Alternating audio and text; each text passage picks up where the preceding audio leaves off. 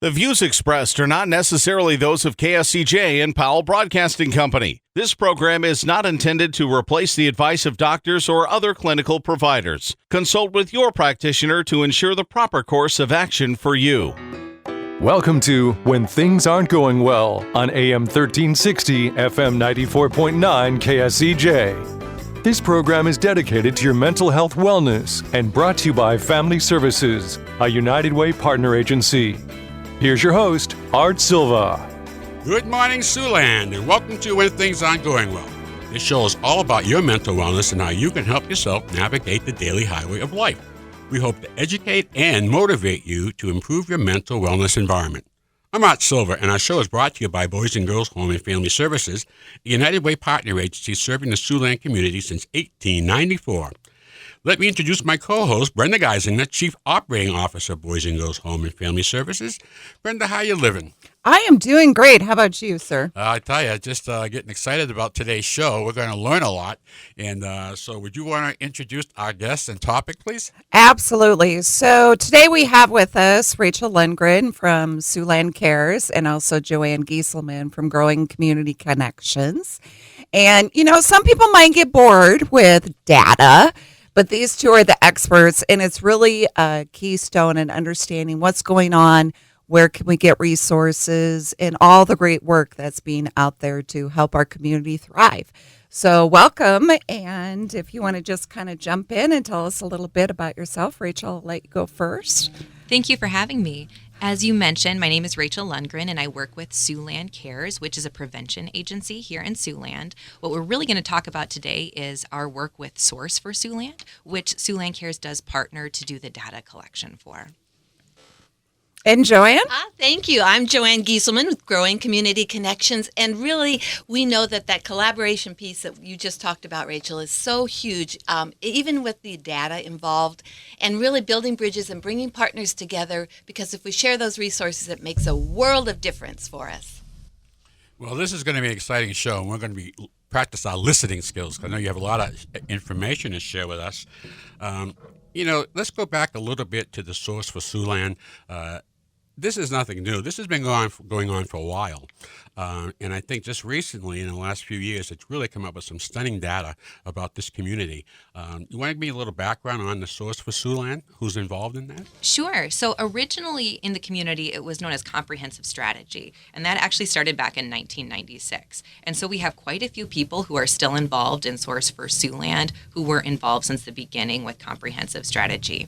A few years ago, we did move from being more focused on juvenile data to having 5 bucket areas that cover all different aspects of life in Siouxland. So we are kind of a collaborative of multiple organizations that provide leadership, and then many organizations that also participate in looking at the data and identifying gaps. That's super. And then we get all that information. We're going to hear about what came out of that today. So let's go over some of the areas that the Source from Siouxland study covered. So Source for Siouxland covers 5 different areas. We have economic stability, education, health, safety, and quality of life. And as you can imagine, they overlap in lots of different ways. Great. So let's take them apart one by one. Let's talk about the education piece. What did it show? Highlight what it showed in the education piece. One thing we were really excited about is in the Siouxland area, we saw great high school graduation rates. They've increased in a couple areas, and they're great compared to national rates. Great. So that's a great area of strength.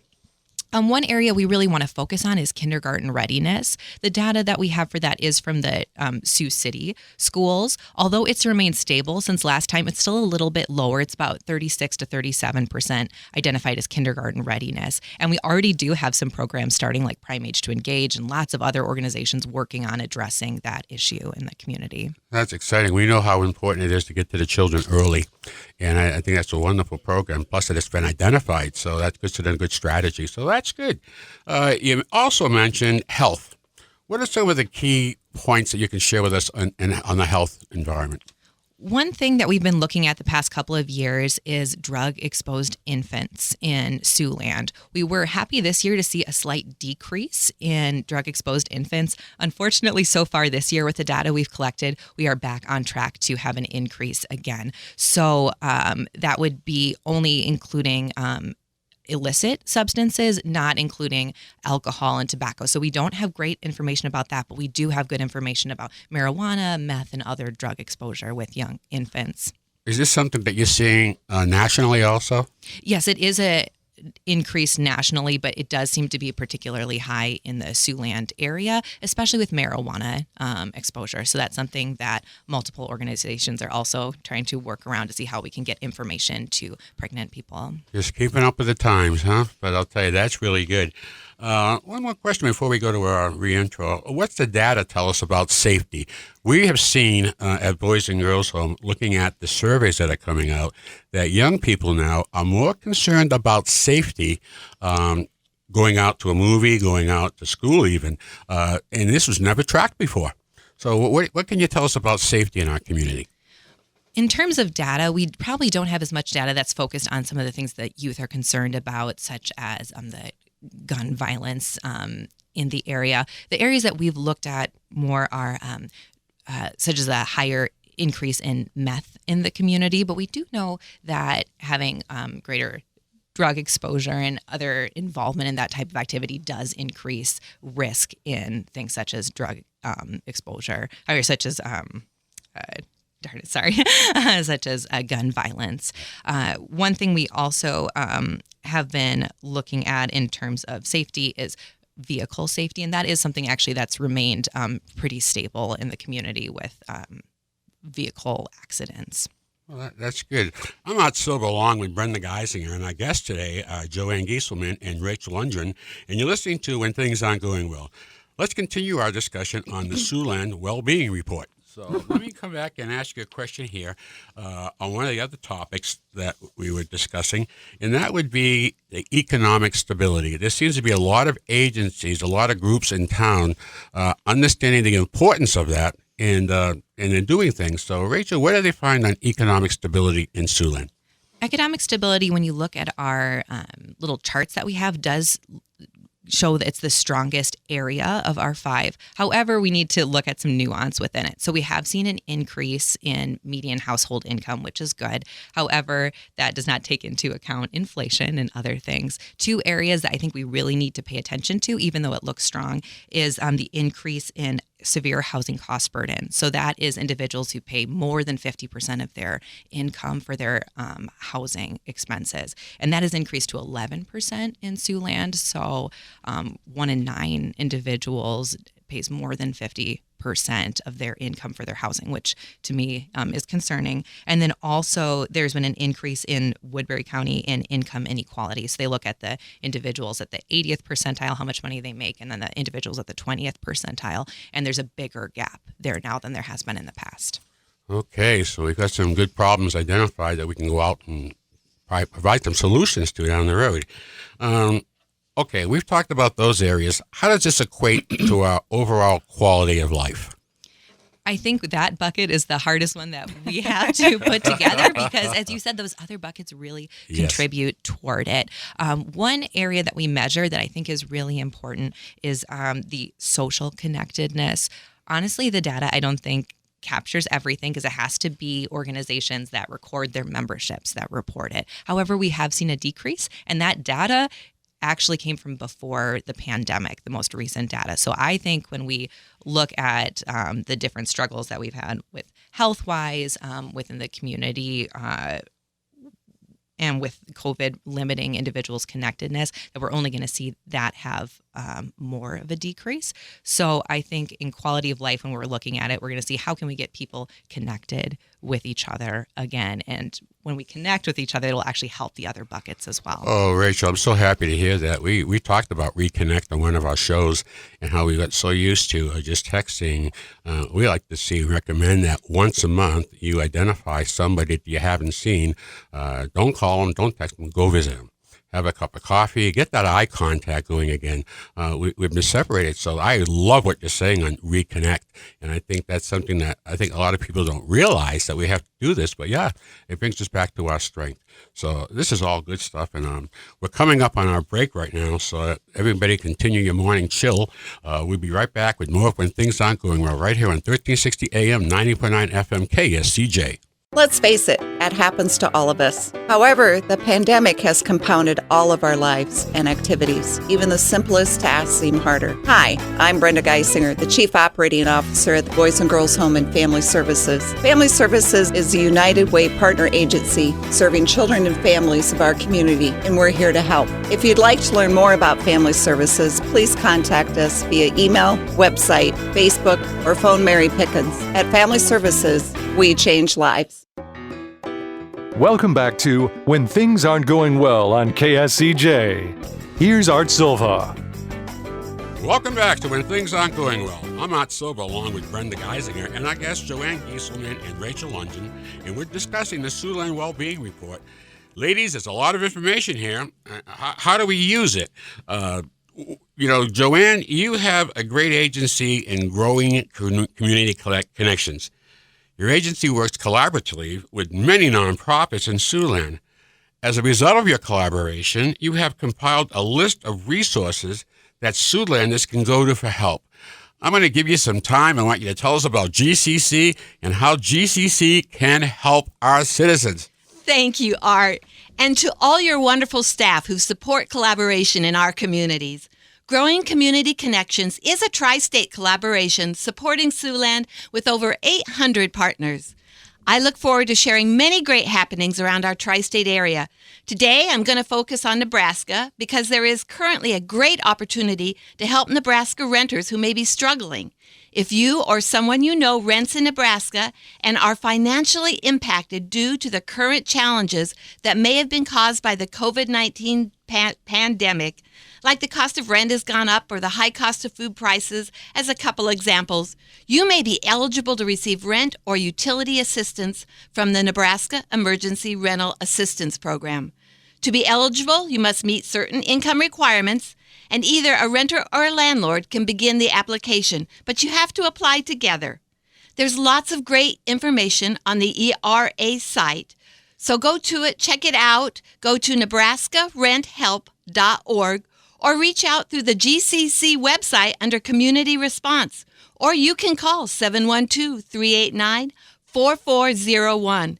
And along with the Nebraska Rental Assistance Opportunity, I want to invite your listeners to join Growing Community Connections on Zoom at our big GCC meetings on the second Thursday of every month to hear about the many resources available to our communities. This month, we heard from Mary J. Trillia on newcomers to our community, as well as health information from Siouxland Cares, Siouxland District Health, and the Mercy One Advocacy Center. We also updated information on our community resource guide that you mentioned being so important for the community.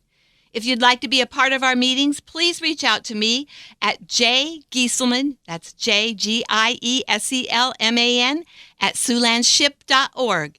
Well, I'll wrap it up today. I look forward to sharing all kinds of collaboration and connection opportunities across our tri-state area. Thank you for this time, Art, and now back to you. Well, thank you, Joanne. And boy, not only is it informative, it's uplifting when you come up and say things. You just kind of get a little buzz going here. But you've done a wonderful job. And what we can do is bring people together. There's information out there. How do we share that information that there's help? And that Nebraska Rent Assistance, that's going to be absolutely fantastic as people make a transition and come over here and might need some help, temporary help.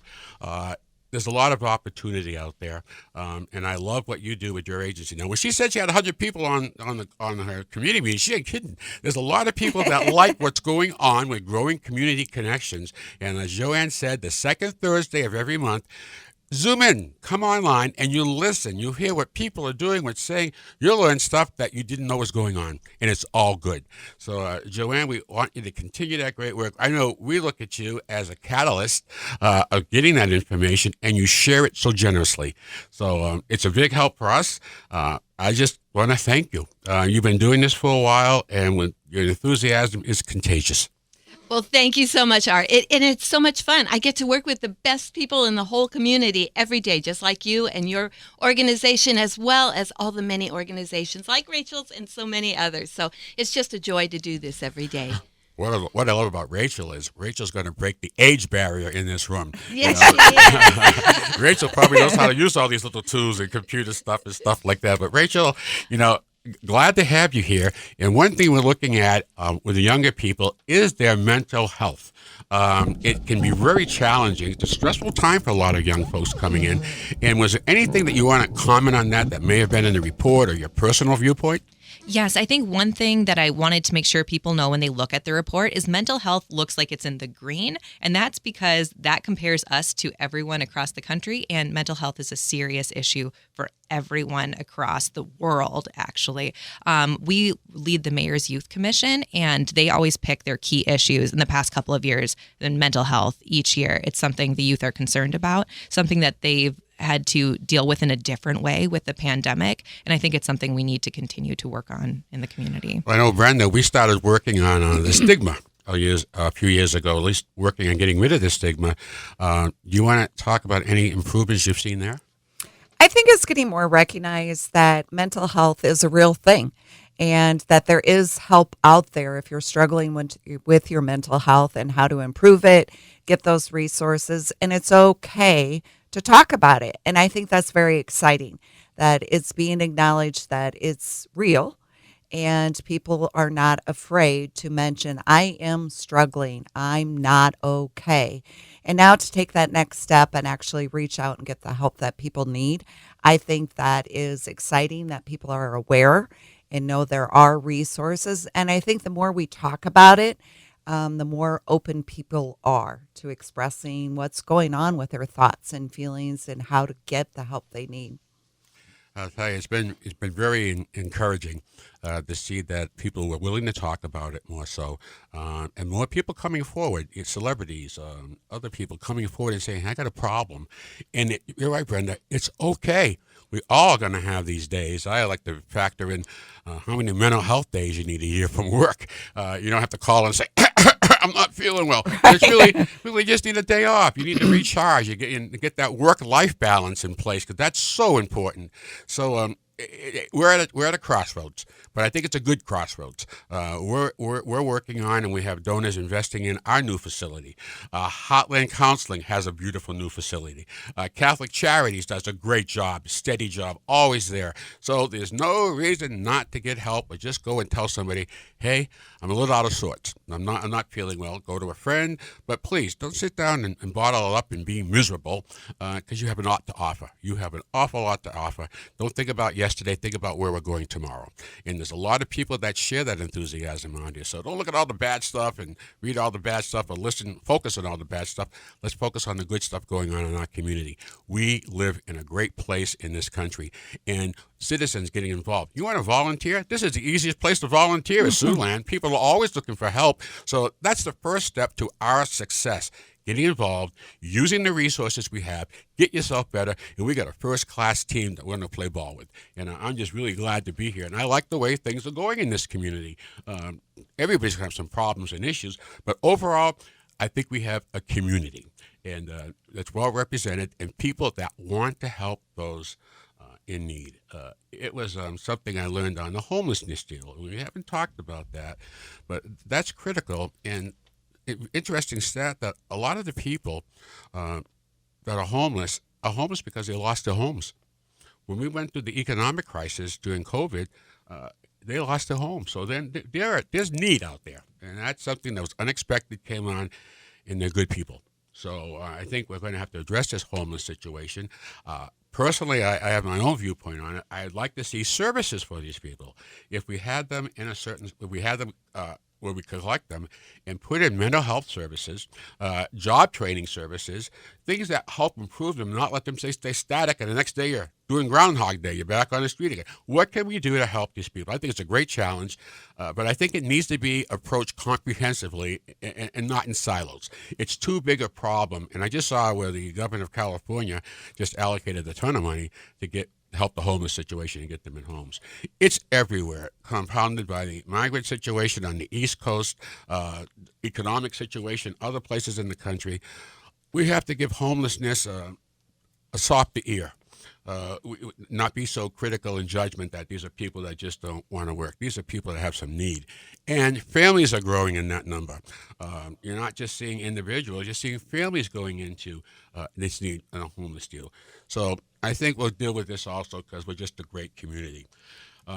anything you want to say before we close our show off, Rachel or Joanne? I was just going to add with the homelessness as you discussed, we did see in the data an increase, as you said, with families who came in this year during the, they do a 1 point in count time, and there were an increase in families this year. Joanne? And I just wanted to add under the mental health part that we do have what we call a mental health roundtable, which is led by Jennifer Jackson and Amy Block. And they do a great job of really getting that information out and helping people realize that it is something, just like you said, it's something to talk about, and it's okay. Yes, so, and it's okay to help. It's okay to help. Well, I'll tell you, we're coming up on the end of our show, and every week we try to end our show with a little joke. Humor is good for the soul. So here we go. My uncle named his 2 dogs Timex and Rolex. They're his watchdogs. I want to thank you, Rachel. Thank you, Joanne and Brenda. And thanks to our listening audience. I appreciate the, we're going to give a shout out today. You know, we've been dealing with families this year. And I want to point out a great family. They have a business in town, but I want to shout out the Ferris family, Dave and Sue. They define family. Long-standing Siouxland institution with the best chicken in the area. As a matter of fact, I feel like chicken tonight. So listen, give Sneakers a call. They're great people. The Ferris family, family of the week.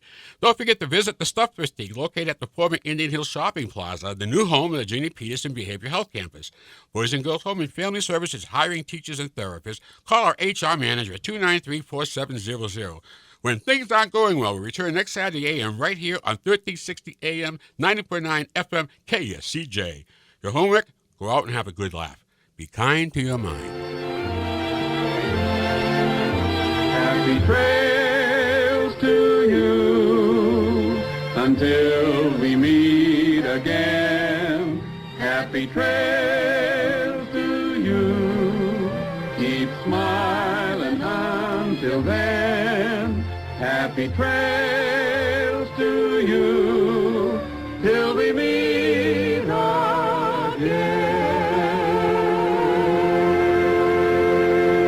For more information on the services provided by Boys and Girls Home and Family Services, see them online at boysandgirlshomeiowa.org. Or you can call 712-293-4700 to get more information about family services, residential treatment, the Opportunity School, the Siouxland Family Center, and more. At Boys and Girls Home and Family Services, we change lives. We change lives.